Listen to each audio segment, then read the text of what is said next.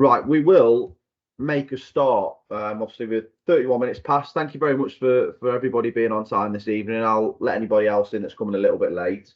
For those that don't know me, my name's Jake Triggs. I'm just taking over from Alex this evening.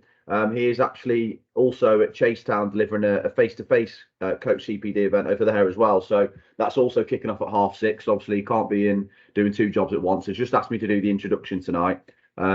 So obviously, thanks for booking on and thanks for your time this evening. Hopefully, those that joined us a couple of weeks ago for a similar CPD opportunity with Joel from Stoke City found that really interesting and informative. And don't want to put the pressure on Sam, but hopefully, I'm sure it's going to be just the same tonight. We've got Sam Stewart with us tonight, who's a full-time member of staff at Stoke City, and is going to give a bit of an overview and a bit of an introduction around sports psychology. A little bit about his background, his role, and then maybe some little hints and tips around maybe things that you can think about taking back to your grassroots clubs and how you can maybe implement that. Please, at any point, if you've got any questions, pop your hand up. If you raise your hand, or if you want to pop them in the chat. Alex will be joining us as well. Like I said, he's just doing the introduction a little bit first, so either myself or Alex will pick up the questions, and then we'll try and answer them as we go. If that's all right with Sam. But if you haven't already, just final call. If you could pop your name and which club you're with in the chat, that would be great. But yeah, that's all from me. So I'll hand over to Sam to kick things off. Thank you, Jake, and thanks everyone for being here as well. Like you said, hopefully I don't feel the pressure of following Joel, because I know he did a great job of talking you through the sports science provision that we've got at Stoke City. So like Jake said, I'm Sam. I'm full-time member of staff at Stoke City. I'm the lead sports psychologist there, and I've been asked to just talk to you guys a little bit about sports psychology and give you a bit of a whistle-stop tour. So this will be, I'm under the impression that this will be recorded. I've got some resources that I'll hopefully try and make available to you guys afterwards as well. And please feel free to ask any questions at the end, because I might race through some of this if there's anything you want more information on.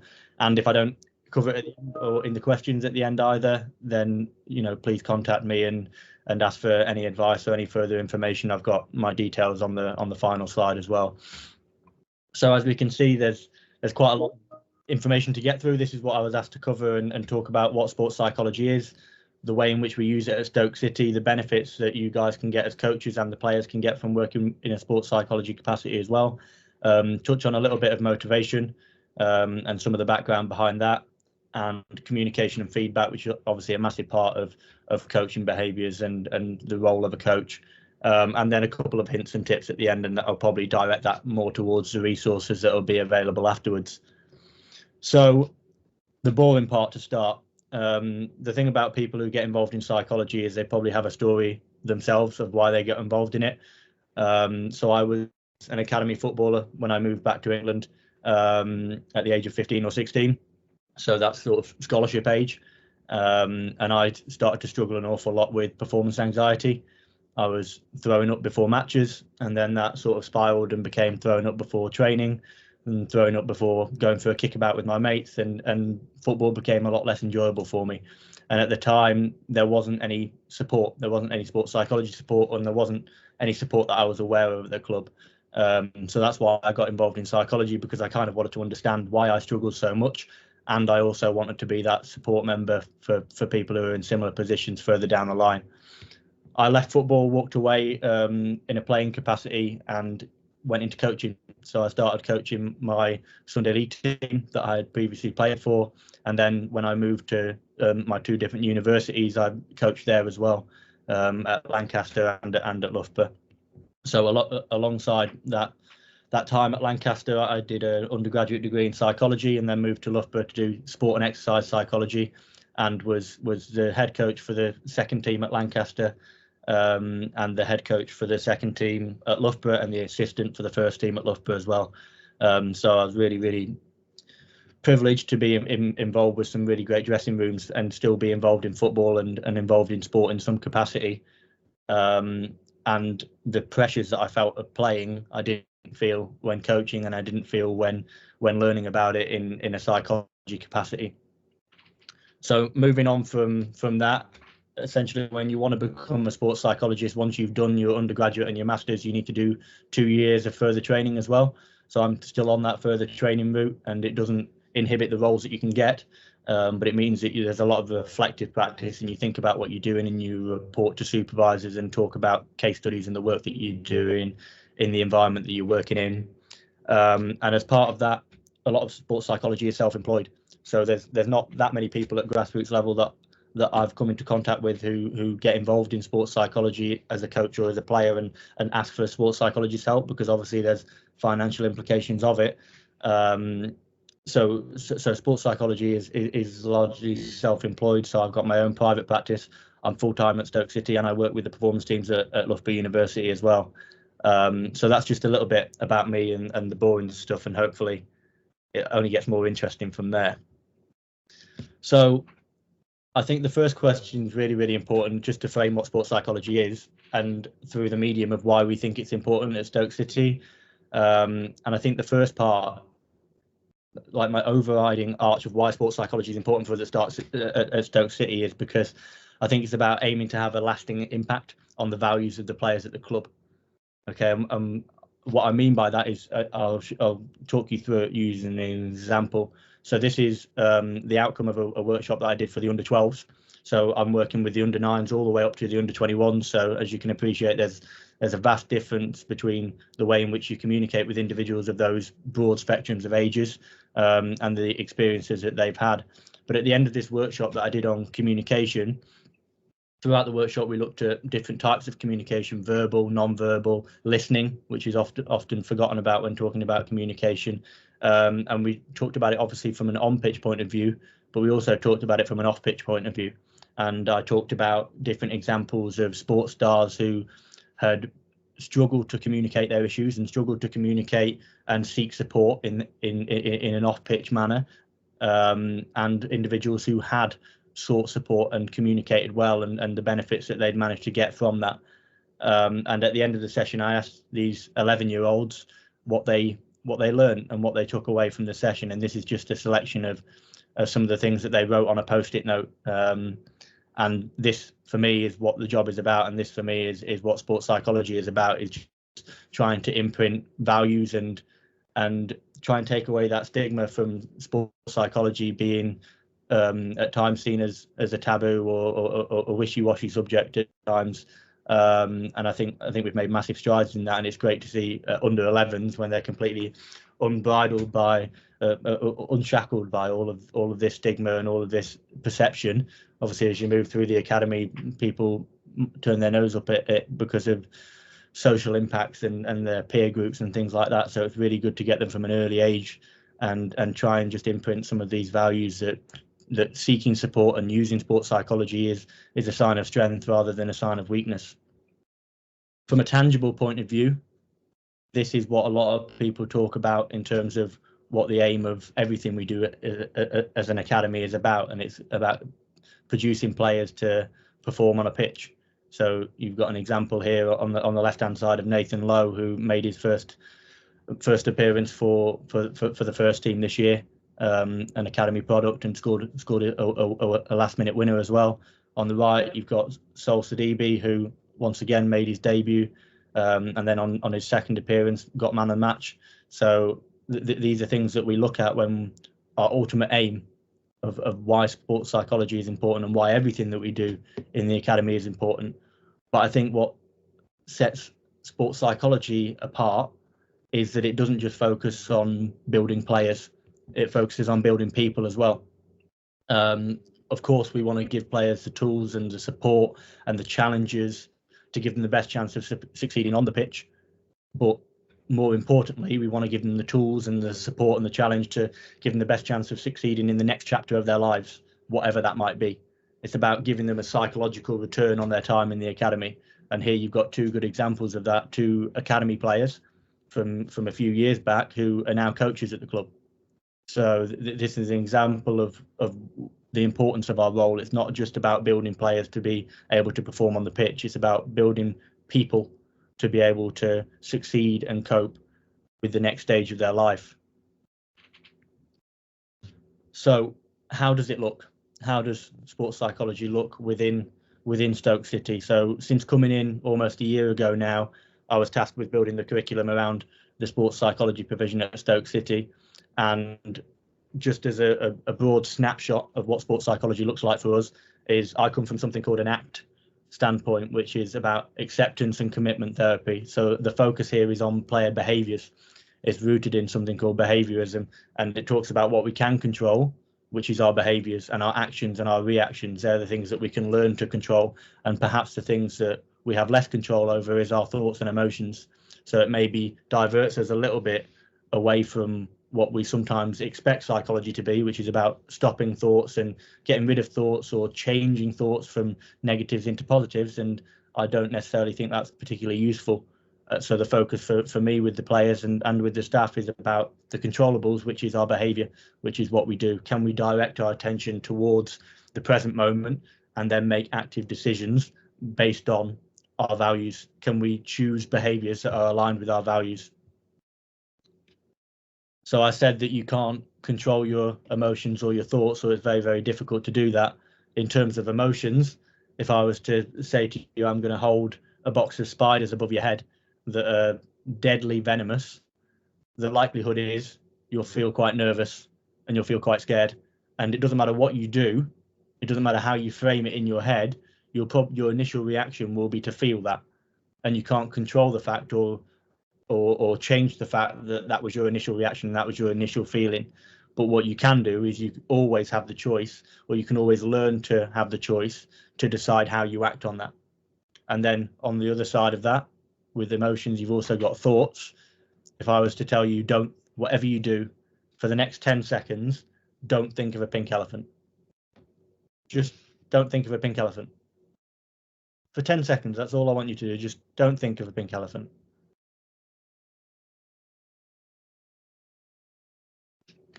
I'd imagine you probably thought of a pink elephant.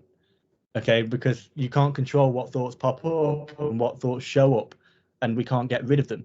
In fact, a lot of the time, the more we try to get rid of them, the more they appear. It's like holding a ball underwater. We can try and push them away as hard and as far as we can, but the further we push them away, not only is it really a struggle, but also the further we push it, when we have that slight lapse in concentration or our energy wanes a little bit, it's going to come up with even more force, and it's going to cause destruction, and it's going to cause a lot more issues than if we just allowed the ball to be there and bobble on the surface for us. Because at times that can be useful. The thoughts can be useful, just like the ball could be useful. It could be there to help us float, just the same as thoughts can be there to help motivate us. It can be there to keep us wary of certain dangers. So when I talk about how we translate this to on the pitch, so what I'm talking about, not being able to control what shows up emotionally or what shows up cognitively with your thoughts, but being able to control your behaviors, it's about changing that language and that expectation that we often have, where we talk about players being confident. Play with confidence. Just be confident. Play without fear. Clear your mind. And these are messages that I try and divert us away from, because it's not about playing with confidence or being confident, because you can't necessarily control whether you are confident, but you can control whether you show confident behaviors, whereas you decide to do behaviors that show confidence. Even though I don't feel confident, I can still do the things that I do when I'm confident. If confident Sam on the pitch is really loud and really talkative and really communicative, that's something that I can control. I can decide whether I'm feeling confident or not. I'm going to focus on being communication Sam, because confident Sam is communication Sam. I can't control if confidence Sam shows up, but I can control whether communication Sam shows up. So let's focus on that, and hopefully they'll bring confidence Sam along with them for the ride. So choosing where to direct our attention and accepting the fact that lapses in concentration and thoughts are just going to show up. So that's a little bit about what the ACT framework is, and sort of the overlying approach that runs throughout the messages I'm trying to get throughout the academy, which is contrary to a lot of things that were taught from day dot, and a lot of things that psychology has taught in the past 20 or 30 years. And then below that, one threshold below that, from an educational point of view, I talk about the 5 C's a lot. So this was developed by Chris Harwood and has been used by a lot of different academies. And I was really fortunate for Chris Harwood to be one of my lecturers. So this language has seeped into me an awful lot. And I think the reason it works so well from an educational point of view is these words here: control, commitment, concentration, communication, and confidence. They're terms that we all use. We all use them as coaches, we all use them as players, we all use them as sports psychologists, we all use them as people in everyday life. But we often discuss them in very different ways. So I think my biggest challenge here about embedding the understanding around the 5Cs framework is, can we come to a shared understanding as a group with all the sports scientists, the physios, the psychologists, the nutritionists, the coaches, the recruitment team, and the players? Can we come to a shared understanding of what these words mean, what our understanding of these words are, and what we should expect? So from a control point of view, a lot of people talk about control as, they should just control their emotions. So from a control point of view, is that the message that I want to put across? Not necessarily, but if I was to say to someone control, that might be what comes to their head. So that's why it's important to have that communication, have that understanding about what these terms mean. So, because for me, from a control point of view, it's about behavioral control. It's about emotion and thought acceptance and behavioral control. In terms of commitment, what does commitment look like for us on and off the pitch? And this should be linked to our values. You'll probably feel sick and tired of me using the word values throughout this evening, because that's the one thing I come back to. It's the foundation of who we are and what we do professionally and personally. The aim is to bring it back to our values. So commitment for me is those values-driven behaviours and focusing on those controllable aspects. Concentration, you've got attention focus, which is your ability to focus on a piece of information or an event for a given period of time, being able to direct that attention towards something. And then you've got your attentional span, which is being able to maintain that on that area where you want to focus, despite the fact that there's lots of distractions. So on the football pitch, there's lots of different distractions internally and externally. So how can I train my concentration so that when I come to take a penalty in a World Cup final and I put that ball down and there's all the distractions of the fans, there's the distraction of the referee, there's the distraction of the opposition, and just as importantly, there's a distraction internally of all the thoughts running through my head. What if I miss? Of all the emotions that are showing up, all those physical feelings of being tense. And that's where concentration comes in. And that's one of the things that we work on. Communication. So like I talked about with the under 12s, that support seeking is really important to understand what communication looks like off the pitch, also on the pitch as well. A lot of the time you'll see people get into all sorts of issues on the pitch because their communication is lacking. And then finally, the one that is slightly different from them is confidence. All the preceding four are skills or things that we can learn to do or learn to have or develop. And confidence is what we hope comes from those four. If we develop our control, if we develop our commitment, our concentration and our communication, confidence should come from that. Then the second strand of this is I'll talk about in the coming slides, and it's about motivation. And this is a really big one, I think, for coaches, because we talk about wanting to motivate the players. We talk about wanting to get our players up for it and wanting them to just want to do well, want to do what we want them to do as coaches a lot of the time. And this is a really big one. And I'll talk about autonomy, competence and relatedness and why they're so important for us to instill, not just as coaches, but across an academy or across a sporting environment a little bit later on. And then that final one is challenge and support, which is really, really simple. Okay, so it's simple in we all know that we should try and challenge our players and we should try and support our players, but it's getting that balance right. And a lot of the time we talk about resilience, which is what we hope comes from that challenge and support, but a lot of the time we perhaps have a misunderstanding of what resilience is and a misunderstanding of what challenge and support looks like.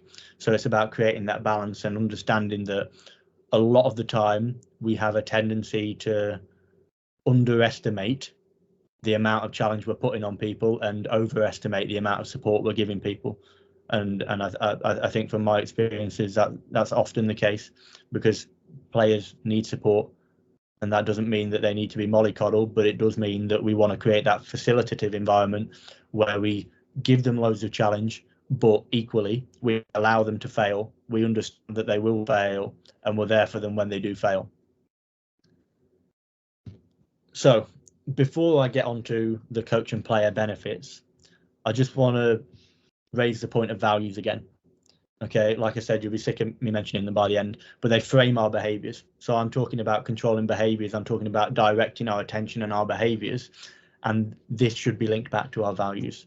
Okay, and then and this is very much linked to the benefits of psychology for the coaches and the players. Here, the first quote you can see is from one of the leading psychologists from ACT as a way of looking at psychology. And obviously you've got an elite sporting example here, just showing how the psychology world, independent of sport, talks about the importance of values, but also the sport world itself talks about the importance of values. So I'm just going to give you 30 seconds on your own to have a little think. And this isn't a substitute for what I think we can all benefit from as individuals, professionally and personally. I think this is something that's good for us to take away with us and have a little think, and this is what some of the resources that I'll direct you towards and give out at the end will direct you towards as well. So I just want you to imagine that you're being given a lifetime achievement award for being you. Quite a nice thought. What would you like them to say about you? How would you like them to describe you? That might be, you might want them to describe you as empathetic, caring, hardworking, curious, open, honest, understanding. These are all examples of values. And the important thing is these aren't things that we want, and these aren't things that we do. They're who we are. Okay, they're who we are. And communication is a really good example of something that feels like maybe it's a value, but when you dig a little bit deeper, it might not be. So when you think of a word and you think of something that you think is your value, ask yourself why you value that, and keep asking. Be that annoying 4-year-old who asks why to every single question, and hopefully that'll bring you down to the nub of it. And I think one of the really good ways of trying to think about your values is think about what annoys or frustrates you. So for me, one of my core values is justice and fairness. And the way that I know that's an absolute core value of mine is because when I feel as though things are unjust or unfair, when I'm in situations where I see people being treated unfairly, that's something that really annoys and frustrates me. And there's a reason that I have that reaction to it, and that's because it's something I value deep down. And communication was something that I came up with for myself when I thought about my values. I thought, oh, I really value communication. But then I thought, communication's, is something that I do. It's not who I am. So why do I value communication? And I came to the conclusion that it's because of understanding. I want to understand people, and I want people to understand me. So it's a frustration for me when I feel like I'm not understood, and it's a frustration for me when I feel like people don't understand me. So communication is a way in which I can try and direct my behaviors to fulfill that value of understanding. And the way that I talk about that with clients and with players is through a choice point. Everything is at this choice point. Every event, every trigger creates a thought or emotion, positive or negative. And that's a choice point. You don't often realize that every thought and every emotion that arises, you have a choice on how you react to it. You don't have a choice on whether it shows up. You don't have a choice on what that choice point is, but you choose where you go one way or the other. And a lot of the time we're on autopilot. So when they're negative, when the thoughts and the emotions are negative, we just automatically filter towards those away moves. And that's those behaviors that pull us away from what we value and who we want to be and what we want to do. And likewise, when we're having really positive thoughts and positive emotions, we just naturally funnel towards our towards moves. We do things that are great. We do things that drive us towards the person that we want to be, or towards the footballer that we want to be. But what I try and encourage people to do is, whether it's a negative or a positive emotion or thought or event or experience, is try and spend a little bit more time in that choice point. And that's a really, really difficult thing to do. Can we find ways to focus on that physical present moment so that we know when something happens that causes a thought or causes an emotion, we have the decision whether we go away or towards our values? And obviously that seems quite obvious to want to do if it's a negative thought or negative emotion, but it seems a little bit less intuitive when it's a positive thought and positive emotion, because it's taken us towards anyway. So what's the problem? But I think the really great thing about having this as a practice, or having this as something that you want to work on, is in those positive moments, it allows you to feel like you have control. Okay, even though you're feeling positive, even though that emotion and that thought is a positive one, you still are taking the second to pause, taking the second to go, yeah, it's great, I feel positive, but I'm now going to choose a towards move. So you still have that choice, and you have that sense of autonomy and control that you can direct your attention and direct your behavior towards what's important to you. And I think that's a really, really valuable tool to have, because it allows you to savor that moment a lot more in the positive ones, and it allows you to consider your next action in the negative ones. And I think the most important thing is this is so context dependent. What behaviors constitute a towards move or an away move is context dependent, because for me, watching TV might be an away move at times because I'm using it to avoid something, or I'm using it to distract myself, or it might be a towards move at times because I'm using it to recharge. I'm using it because I need a little bit of time to myself to relax, because I'm burnt out and I need a little bit of time just doing nothing. So it's really interesting, and it's really important to keep in mind the context. And this is just a little activity that I encourage people to do, to spend a little bit more time in that choice point. And that's a really difficult thing to do with players on the pitch, because the choice point might be you've just been fouled and you get up and you're angry and you're frustrated. Okay, so a lot of the time we just go straight into it, and we have an argument with the opposition, or we kick the ball away, or we argue with the referee. We don't have the control over the fact that we feel that way in action. When someone tackles us, we can feel frustrated, we can feel angry, we can feel annoyed, but the skill is being able to recognize, okay, I'm feeling this way. I now have the choice on how I react. And that's a lot easier said than done in a nice controlled environment when we're sat here in the comfort of our own home. But doing that on a pitch is a completely different thing. And that's why it takes practice. And that's why it takes time and effort and energy to be able to learn the skill of concentration and learn the skill of behavioral control. And that's about bringing yourself to that present moment. And there's ways in which you can do that in all aspects of your life, whether it's while you're washing the dishes. Can I train my concentration to try and focus on the physical feeling of the soap on my hands, the physical feeling of the sponge on my hands? Can I train my concentration to be able to direct my attention towards what I want it to be directed to? And yes, thoughts will come up and my attention will be distracted, but can I notice them and say, okay, yeah, I notice that my thought is getting distracted. I notice that my mind's being pulled elsewhere, but thank you, mind. Thank you for your suggestion. I'm now going to drag my attention back towards what matters to me in that moment. So coach, players and benefits, it's all about doors and keys. Okay, and that seems like probably a strange place to start, but I'll explain it now. So the doors we want to open from sports psychology perspective is well-being, resilience, and performance. They're the three things that we're really aiming for in a sports psychology capacity, and it's a lot of the similar messages that everyone in a sports environment is looking for, whether it's a coach, whether it's a physio or a sports scientist or whoever it might be. We want our players and we want ourselves as staff members and as coaches and as people in that environment to have a good amount of well-being, be in a safe space, be comfortable with ourselves both in and out of our professional and sporting environment, be resilient. And it's important to understand what that means as well. Resilience is a lot of things, but a lot of the time we confuse what it is. Resilience isn't continuing to play through an injury. Resilience isn't toxic masculinity. Resilience isn't these things, but resilience is what is right for you in that moment. And resilience is choosing the long term over the short term. And performance is I don't need to explain that one to you. Everyone talks about it. The higher up you go and the more elite environment you work in, this is the one that people talk about a lot. And then the keys. How can we work our way towards that? And I said you'd be sick of me talking about values. One of our main keys is our values. Thinking about what direction we want to travel in. This is our foundation. So the difference between goals and values is that goals you set out in the distance, so you're like, I want to work towards this. Whereas values you can move towards in every single behavior and every single action that you do. So our goals is our destination in our sat nav. Whereas our values are the turns that we take, the route that we take, the compass on our journey. Every action that we do can lead us towards or away from our values. you'll find a lot of the time if you talk to athletes and especially the higher up you go, Olympians. I've had the privilege of talking to quite a few and being friends with some as well, and a lot of them become overly engaged with winning. They think that winning is my value, whereas winning's a goal.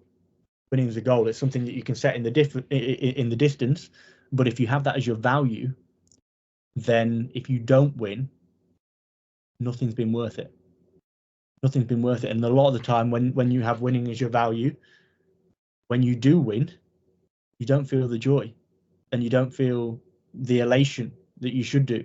A lot of the time when Olympians win their gold medal and they've been so preoccupied with the thought of winning, they don't feel joy, they don't feel elation, they feel relief. 4 years, 8 years, 12 years of struggle just to feel relief. You know, if anyone watched the Super Bowl last night and you heard people afterwards talking, they weren't talking about the enjoyment of the moment. All the players, all the staff, all the pundits, they're talking about, can we win 3 on the bounce next year? Okay, so always it's good to have those goals in the distance, but the important thing is those values. If you're a kid on your way to Disneyland, you've got Disneyland as your goal. But if you don't have any values to guide you, and on your way to Disneyland you have a flat tire and you don't make it to Disneyland, you're distraught and the journey's been a waste. Whereas if you value curiosity, okay, and that's the way in which you want to travel that journey to Disneyland.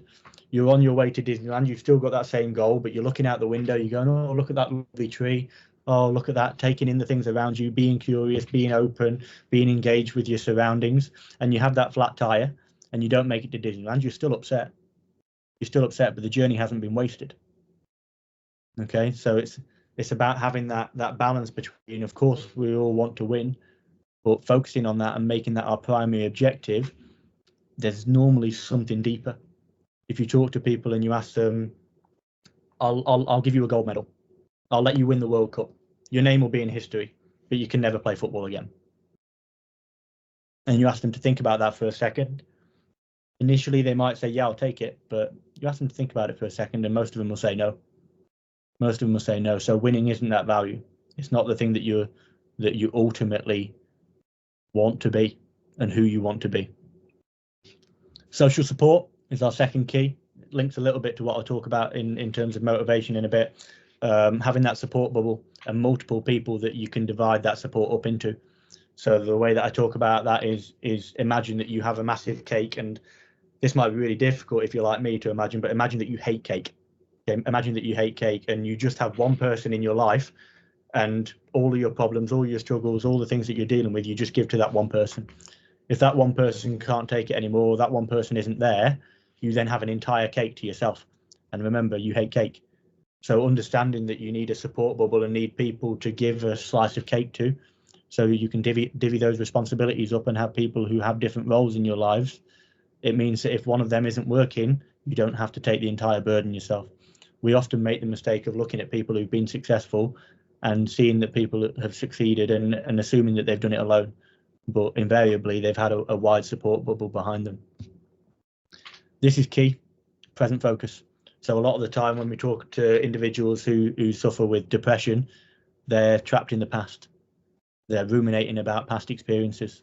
And on the other hand, when we see people who have bad anxiety, they're trapped in the future. They're preoccupied with the future. They're just thinking about what's to come. And that's why I gave you the example of washing your hands. Everything that we can try and do to try and bring ourselves to the present moment and try and train that to be a skill that we can develop. And I'll be honest, it's uncomfortable trying to learn that skill. It's really uncomfortable trying to force yourself to be in that moment and focus on washing your hands. And you feel silly. You feel silly. And a lot of the time, the thoughts that are showing up is, why am I doing this? I feel like an absolute prat. Okay. And that's your perfect moment for you to notice that thought, accept that thought, but decide to continue doing what you're doing because you understand the importance of it. When you started out coaching, when you started out playing football, you didn't start out being a world beater. And just the same as when you're practicing your concentration skills and practicing being able to bring your attention to that present moment, you're not going to be good at it to start with. Okay, and this translates onto the pitch as well. So something called performance resets for players can, when they're spiraling, when their thoughts are seeming too much or their emotions are seeming too much, can they have something physical that acts as a reset, a performance reset, a trigger? You know, you saw a lot of footballers go down and tie their laces, whether they need tying or not, and they focus on the physical sensation of tying their laces, and when they stand back up, that's their hard reset. They accept that thought and they accept what's happened, and they just focus on the here and now and what their next action is going to be, whether that's tying your laces, whether that's pulling your boots up, pulling your socks up, whether that's banging your boots on the post. Okay, and from a neuroscientific point of view, one of the interesting things is squeezing something in your left hand talks to the right side of your brain, which is where your concentration center is. So it can help prime your concentration by focusing on the physical sensation of squeezing your left hand. Okay, and you get that element of control and that centering effect when you do something physical. If you squeeze your hand as hard as you possibly can and then you relax it, your hand feels relaxed and you feel like you've been able to control that and override that, and you have that behavioral control. And then that final one is self-compassion, and I can already sense whenever I say this in a sporting environment that eyes glaze over and people think it's a little bit hippie-ish and it's all about sitting in a circle holding hands and going for a spa day or whatever it might be, and it has a really bad rep in a performance environment. But the research shows that self-compassion is one of the biggest keys we have to resilience. Being hard on ourselves when we make mistakes and when we choose those away moves or when the outcome isn't what we wanted rarely has a positive effect, especially in the long term. Okay, and our understanding of what self-compassion is sometimes limited because discipline is a really good example of self-compassion. And a lot of the time we don't think about that, but discipline is choosing the long term over the short term. Yes, it's uncomfortable for me to be in this situation right now, but it's important for me in the long term that I put myself in this situation. And that's an example of self-compassion because you are being a compassionate person for your future self. You're taking the sacrifice now so your future self can thank you for that. And a lot of people, they don't understand self-compassion in that way. They just think it's about being easy on yourself and taking your foot off the gas and thinking it will make us complacent. And that's not what self-compassion is. It's about trusting ourselves to approach situations and not avoid them, and being uncomfortable and being okay with being uncomfortable. So motivation, like I said, I'm going to try and rattle through these. There's different types of motivation, and you might have heard the saying, there's two ways to motivate a donkey. You can do it with a carrot or you can do it with a stick. Okay, and this isn't just about talking about how we interact with our players. We can motivate them using a carrot or stick. It's also about how we interact with ourselves. And a lot of the times we try and motivate ourselves by beating ourselves with the stick and having that harsh self-talk, when if we were to talk to a friend, we perhaps wouldn't talk to a friend in that way. And the thing about extrinsic motivation and this poor quality form of motivation, and this can come from rewards, from punishment, from money, from fame, from all of the above, okay, is it needs increasing exponentially. So if I go in there and I try and motivate with a stick, it might get a short-term benefit, but over time that motivation will subside, and next time I'll need to come with a bigger stick to have an impact. And it's the same with the carrot. Okay, it might have that short-term impact, but eventually I'll need a bigger carrot. So what we want to try and work towards is this gold standard form of communication, which is intrinsic motivation, which is more sustainable, it's more powerful, it's less likely to lead to burnout, and it's treating things with interest and curiosity, with challenge and enjoyment. And one of the ways that I explain the difficulty in creating this intrinsic motivation, I'll give you an exercise example. So when we eat chocolate, we automatically get the reward from eating chocolate because we like the taste of chocolate and because we like the feeling that it gives us, that enjoyment factor.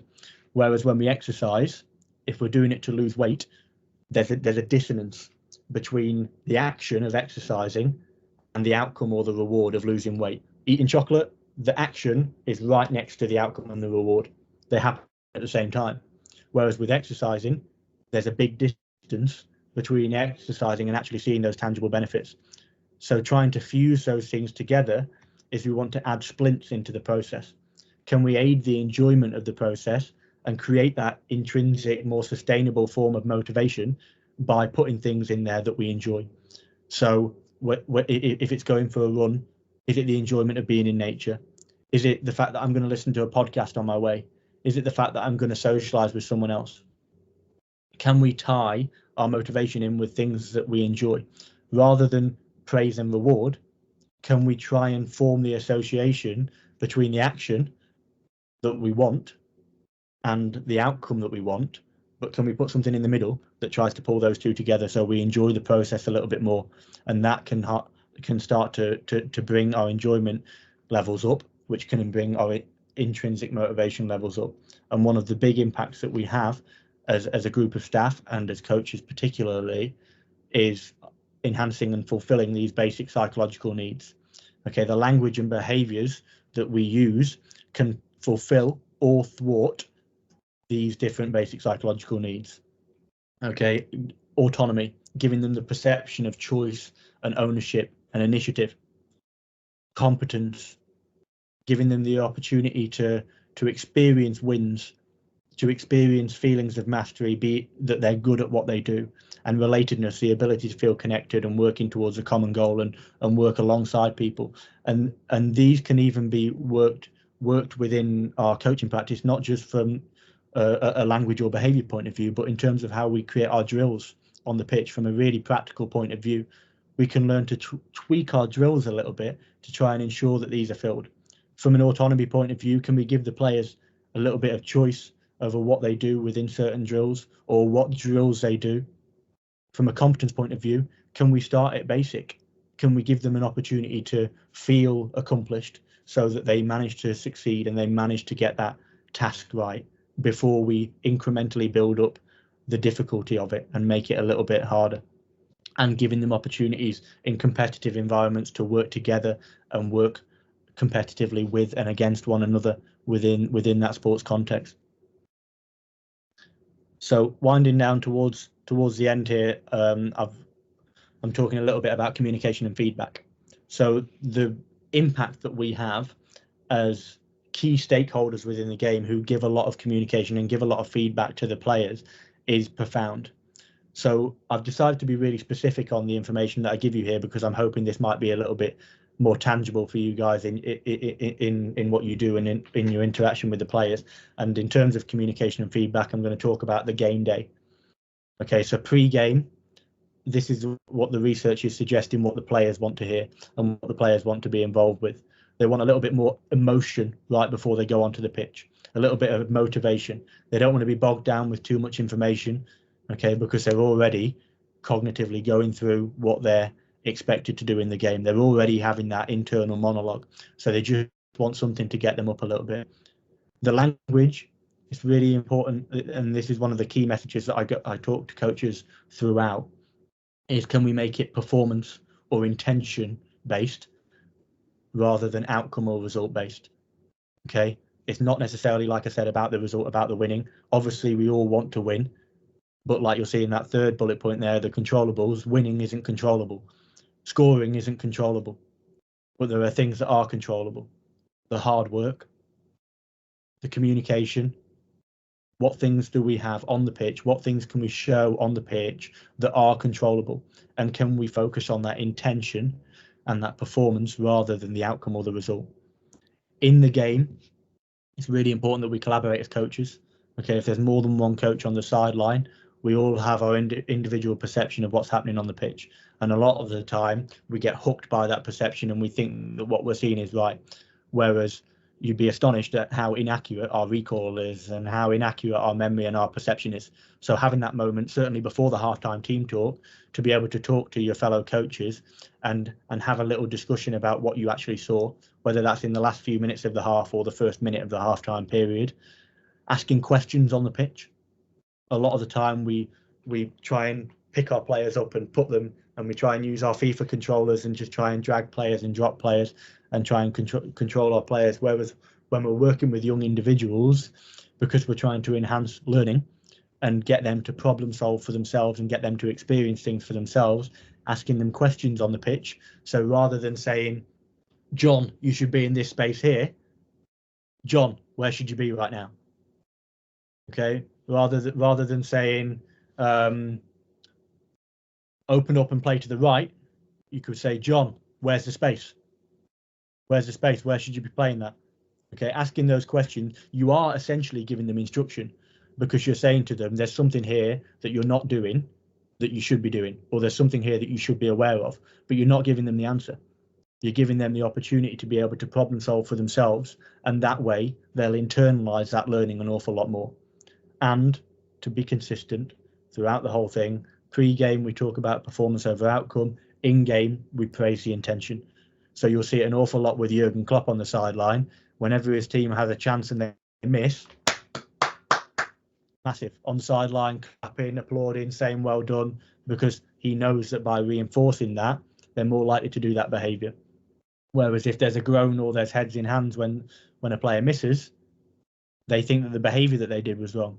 Whereas really it was the execution or the outcome that was wrong, which they have less control over. They have more control over the intention, and if that was correct, that's what we should seek to praise. Half-time, so like I said, structure and planning, having that conversation with your fellow coaches, or if you're a sole coach, having that little time to reflect yourself to understand what you're going to cover, so messages are clear and distinct. Half-time is really about recovery. Players are fatigued cognitively and physically, so the amount of information that they can onboard at that time is limited because their capacity has been depleted throughout that first half. Okay, so can we give them the space to recover? Can we allow them to have conversations and problem solve? Can we maybe have one-to-one conversations or unit conversations rather than dragging the whole group together for a 10-minute monologue? Okay, and that final really important point of that halftime process is an approach focus. And what I mean by that is this is what we should do in the second half, rather than this is what happened in the first half, or this is what went wrong, or this is what we should not do. Focus on what we should do going forwards, because focusing on what we shouldn't do, it creates an avoidance mindset. Okay, and those avoidance mindsets can increase anxiety and can decrease that feeling of control. There's already so many things that aren't controllable, and we're trying to focus on those controllables and what has happened and what not to do and what other teams have done aren't necessarily within our realms of controllability, but focusing on what to do and how we move forward from here. It creates that approach focus and allows players to take a little bit more initiative and move forwards. And then finally, post game, take the time for reflection. Don't just talk to the players straight after the game, because like I said, our emotions and our reflections and our impressions straight after the game aren't always reliable. They're not always reliable, and it's not necessarily useful for the players to be part of our emotional acceptance within those 10 minutes after a game. And for that reason, I think it's really important to limit the team speech and focus, like I said, at halftime as well, more individual and unit based. It's important to give the players something to take away, because if you don't talk to a player after a game and that silence is there, they'll probably fill that silence with worst case scenario. We're giving them something for them to take away and something for them to think about, either as an individual or as a unit. It can help alleviate that reflection process for them on their drive home, because if they've not had that communication or they've not been given any feedback, then that drive home, is it their parents' voice that fills that void? Is it their own voice that fills that void? So it's important that we utilize that. And once again, linking it to the pre-game and linking it to those messages in game, whatever those objectives were pre-game that were performance and intention instead of outcome, can we be consistent with that? It's the easiest thing in the world to say before the game that I'm bothered about performance and intention, I'm not bothered about outcome and result, but then you lose the game and that kind of goes out the window sometimes. So can we manage to park that and focus on the intention? And that might mean that we've won the game and we say that we're not that impressed, and we say we're quite disappointed, and here's why, from an intention and from a performance point of view. Equally, it means that when we've lost a game and we've ticked off the controllables and we've put in what we can, and you can't ask for anything more than the players other than that final moment, other than that thing that got you over the line, that deserves praise, because that's a more controllable aspect. And then finally, just wrapping up in terms of hints and tips, have a referral process. So I probably wouldn't be doing my job as a psychologist if I didn't, talk a little bit, or at least mention the player care aspect and the safeguarding aspect, understanding your players and understanding the situations, knowing what's around you, knowing what support you have as coaches and individuals. So have a referral process. If there's something that you're not sure about, know who you should contact and know who you should be talking to in your club, outside of your club. What individuals can you rely on and what individuals can help support you. The second thing is enthusiasm is infectious. The behaviours and the language that we model as individuals in positions of authority are taken on board by the players an awful lot more than we know. So if we're on the sideline having a go at the referee, or we're on the sideline struggling to control our emotions and asking the players to be calm on the ball, we don't necessarily have a leg to stand on as a staff member, because we're modelling that behaviour of a lack of emotional control, and then we're asking for emotional control from the players. And on the flip side, if we want energy and we want intensity from the players, can we give that to them in our pre-game talk, in our halftime talk, on the sideline, praising intention, showing that energy, showing that positivity, and hoping that transfers to the players. And then the final two, knowing your players and knowing your values. So knowing your players, understanding each individual is different. So that's why I think it's really important to have those conversations pre, mid and post game, individually or in units, because you understand those players and what they respond to best. Whereas some players might respond to a little bit of a firmer hand and a little bit more of a telling to, and some players, more players, would respond to an arm around the shoulder. But when you do it in a team setting, you're using a one size fits all approach, and it's very, very rare that individuals respond well to individual negative feedback in a group setting. So if that's a conversation that you want to have with a player, where you're talking about your even better ifs, what can you improve, having that in individual space and knowing where the player's boundaries lies is really important. And it's important to understand your players from that standpoint. And the final point of knowing your values, which I think I've probably, if this was a drinking game, we'd all be dead by now if every time I said values, but it's that important. Okay, and like I said, some of the resources will direct you towards that as well. So finally, just to run you through some of the resources that I will send out to you, some of the work that I've done with the coaches at Stoke or with other clients, and some of the things that I've put across. Progress is one of the acronyms that we can use to talk about how we try and transmit those C's, those 5 C's: communication, control, concentration, commitment, and confidence. How we transmit that and how we can get that onto our players in terms of education and in terms of actual practical applicability as well. So there's a brief poster on it, and then there's a little bit of a more detailed document talking about each one of this acronym and how we can do that as coaches. In terms of what I covered in challenge and support, these are 2 of the acronyms that we use at Stoke. We want to test people, which is the challenge, and we want to show people support, which we've used the SCFC acronym for. So this just shows a little bit of information on how we as coaches and how we as staff members can challenge our players and how we can support them as well. In terms of control, so talking about what is control, what isn't control, and how we can encourage that learning and what impact we can have on the pitch. How can we tweak our training sessions? How can we tweak our session designs to try and create teachable moments in terms of what control is, and try and put individuals in uncomfortable situations where they have to show control but do it in a safe manner. So there's a bit of a resource on that for you. And then a little bit of information on all of the 5 C's behaviours and how we might be able to look at that in training sessions. And like I say, there'll be some personal stuff on values and perhaps some attentional control stuff that is maybe a little bit uncomfortable for you guys to do and reflect individually. But I think it's worthwhile that we do. And like I say, it's one of those things, the more you do it, the more comfortable you'll become, or the more you'll realise I may be uncomfortable, but I can still do it, which is the underlying message. So the next steps, take the time to think about your values. Okay, I only gave you 30 seconds about thinking about that. There's loads of different ways in which we can have that time to reflect and think about ourselves as individuals and what we want to stand for, both in our professional and personal lives. Being reflective, like I talked about, our initial in-moment reflections are so shrouded by emotion that it's really important that we take the time to think about what we've said, what we've done, what went well, and what we could improve in the future. Whether it's when you get back in the car, do you record a voice note for yourself? I do that all the time after I've delivered a session, after I've worked with a coach or I've worked with a player and it's been challenging or really positive. I'll leave myself a voice note because I want to know what I was thinking and what I was feeling in the immediate aftermath, and then I can listen to that back the next day when things have died down a little bit and add a little bit of context and a little bit of sense making. And I'll try and include a couple of resources within the stuff I give out to you guys in terms of reflective practice as well.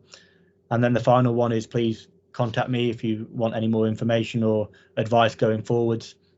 Like I said, I've got my own private practice, so there's information here on how you can reach me. That QR code has a little link tree that will lead you to my business social media pages, which sometimes will post tips for coaches or tips for people in different sporting environments, and then also my contact details as well, both at Stoke Camper and through my private practice. If anyone's got any questions or wants any advice or wants anything going forward, my door's always open to try and help and support you guys. So hopefully that wasn't too much of an overload of information. I appreciate it is a whistle-stop tour, like I said, and hopefully those resources will help frame and add a little bit more context and information to what I've talked about, and give you guys some food for thought going forwards. But thank you for listening, and if you've got any questions, please either put them in the chat or hands up, or I'm not sure how Jake would like to do them. No, everyone can either stick in the chat or shout them out loud. Sam, that was brilliant. It was awesome. Thank you very much for your time this evening as well, and obviously the offer of support afterwards as well is fantastic. No, that was brilliant. Then we got anything I wanted to ask? You can unmute yourselves now and fire away. I think there's something in there. Just have a read for you. Yeah, so I can see the question from David just asking about emotional maturity. I imagine that's in terms of, obviously I've got quite a broad remit from under 9s up to under 21s, so that's absolutely an aspect that you need to think about. And a lot of the time you'll hear people saying in the foundation phase from under 9s to under 12s, oh Sam, can you talk with this player, he's crying after matches, he's crying after losing or crying after not playing well. And my response is, he's 9 years old. That's a normal reaction. That's an expected reaction. If he was completely unflappable in the face of adversity or in the face of failure or difficulty, I'd be concerned, if anything. So there's definitely an aspect of emotional maturity and the maturation stages to take into account. But yeah, hopefully that answers your question. That's brilliant. There's a lot of people saying thank you in the chat to you as well. So no, that's brilliant. We got one from Lucy. How can you get players to live more in the present moment and not overthink during games? Yeah, that's a really good question and one of the biggest challenges. And like I said, one of the things that I'll do is I'll work with players on that choice point, thinking about what their values are, what their towards moves are, and what their away moves are, and thinking about what different strategies can we put in place to notice when those choice points arrive, and notice when that emotion or that thought shows up, because the first stage to being able to react to it is being able to notice it and be aware of it in the first place. So that awareness is stage one, and that's a really difficult thing to do, but like I said, it comes with practice. And then the second stage is being able to center yourself and bring yourself back to that present moment. And that's why I talk an awful lot about focusing on the physical, whether it's the squeezing of the hand, whether it's the going down to tie your shoelaces or pull your socks up, or anything that works for you on the pitch. And a lot of that comes from the practice off the pitch.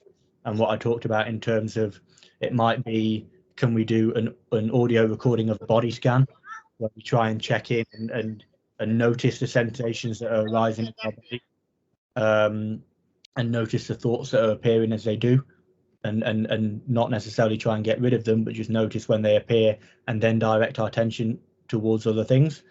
And an example of one of the things I've done in terms of concentration is some reaction tests.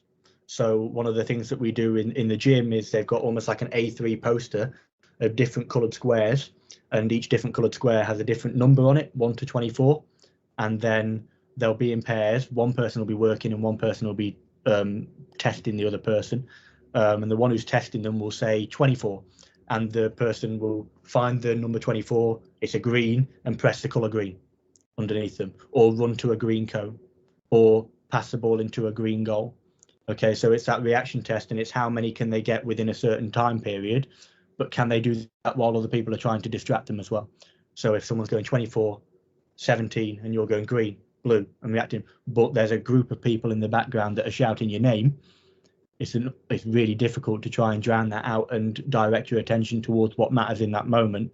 But tasks like that sort of increase the cognitive load are really important in terms of training that, and you can do that from a really young age, and undoubtedly people will struggle, and the more you do it, the more proficient you become within that space. I'm just having a look at the other questions in the chat. Jay's just said, I coach a brand new team of under 15s. A few of my lads struggle with self-belief, some even avoiding matches as a result of feeling a lack of feeling good enough. Yep. So you could probably apply that to myself when I played. That was certainly one of the stories that I would tell myself. So I think it's really, really difficult to instill self-belief. So I talk to players an awful lot about what does self-believing you look like when you're on the pitch. So what do you do when you're on the pitch, and what do you do when you're in that space when you do feel good enough? And then can we focus on doing those controllable things? So that stage one is focusing on that behavior and focusing on that controllable aspect of it. And then the next stage of it is understanding that good enough or I'm not good enough story is exactly that. It's a story. It's a thought that's popping into your head. It doesn't matter if it's true or if it's false. Okay, we don't have any control over whether it's true or false. We have a control over how we react to it. So one of the ways in which we can create a bit of distance between ourselves and that story is, can we say that word over and over again? That's that thought that's popping up in my head. I'm not good enough. I'm not good enough. I'm not good enough. And then can I say it in a different accent? Or then maybe can I sing it?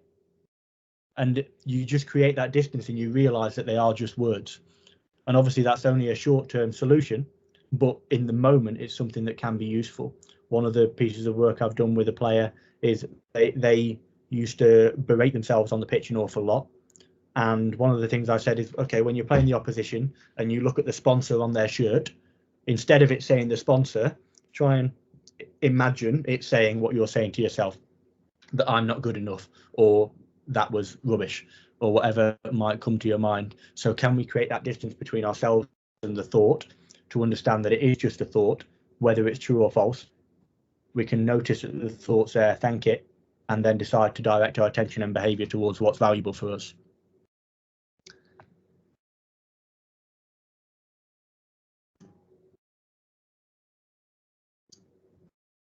Thanks, Simon. It's good to hear that you had a little bit of a similar experience, and maybe that helped to better your understanding. That was the reason why I got into psychology in the first place, probably partly from a selfish point of view, as I wanted to understand myself a little bit more and why I couldn't cope in that environment and why I struggled in that environment. And then also from the less selfish point of view, is I wanted to do something good, and I wanted to, you know, be an individual in that space, to be that person that I didn't feel as though I had. Karen's put about a lot of useful information. I think there's a question there from Eddie as well. I've got a couple of players who, if they think the opposite player is better than them, they won't try and tackle. But if they think that they're better than the opposition player, they'll think nothing of it, flying to tackles. We're only under 8, but any advice? The ability is there. Is it the confidence and belief issue? Yeah, it's a really interesting question. That I think there's there's that issue because it's completely natural for us to compare ourselves to other people, because from an evolutionary perspective, we want to fit in and we want to be a valued member of the group, because it was the non-valued members of the group that were outcast and didn't get to pass their genes on. So that conversation that the player is having with themselves is ingrained in us naturally, to have that conversation and to second guess ourselves, because we want to fit in and because we want to be a valued member and because we want to perceive other people to perceive us as being good, because that's a protective factor, evolutionary speaking. Unfortunately, our biology hasn't necessarily developed at the same rate as which our society has developed, so it's not necessarily the most useful thought in that moment. But like you said, it's impacting their behavior, and that's the important thing. So I think trying to challenge the players, it's very, very difficult to challenge players, and especially to try and convey this to an individual who's as young as that. But trying to challenge the players to say, I really understand why you feel that way. It's completely valid that you feel that way, but can we try and make it our goal just for this next match? Okay, this player is the player that you think is better than you. So can we have that feeling? Can we think that they're better than you, but still tackle them? So can we make that a tangible goal for them to do that's behavior based? Okay, and we hope that the more we do that behavior, the more we become to realize that we can do the behavior despite the fact that we feel that way. And then hopefully you believe that over time, the more you do that behavior, the less that belief starts to go. But that's not the aim. If that happens, if that belief starts to go, that's an extra bonus. Sure, that's great, but that's not necessarily the aim. But what we can do is focus on our behavior. And obviously that's a really difficult conversation to have with an under 8-year-old, but it might just be a case of, okay, when you have that thought, can we take three deep breaths and then focus on the next thing that we want to do, which is put that tackle in on that player or chase that player and really go for it. And that one moment, as soon as you've had that thought, can you take those 3 deep breaths, and then the next thing that you do is that tackle.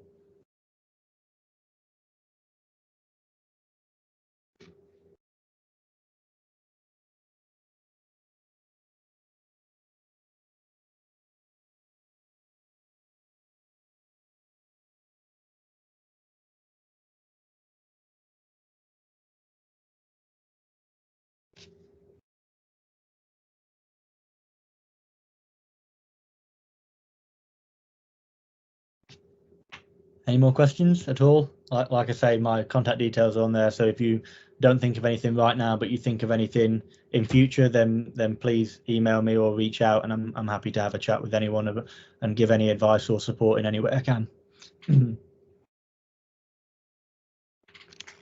That's brilliant. Thank you, Sam. Really appreciate that, and really appreciate your time this evening. If anybody has got any questions that they want to email across or anything like that, I can pass them on to Sam, and obviously can pass any details across from this evening. But that was brilliant. Much warmer in your house, isn't it? Like that than where I'm stood right now outside at Chasetown. So hopefully you really enjoyed that. But I've had my headphones in. It's absolutely brilliant. So Sam, really appreciate that, and thank you for your hard work putting the presentation together. It was fantastic. No worries. Thank you guys for listening to me drone on for an hour. That was brilliant. Thank you.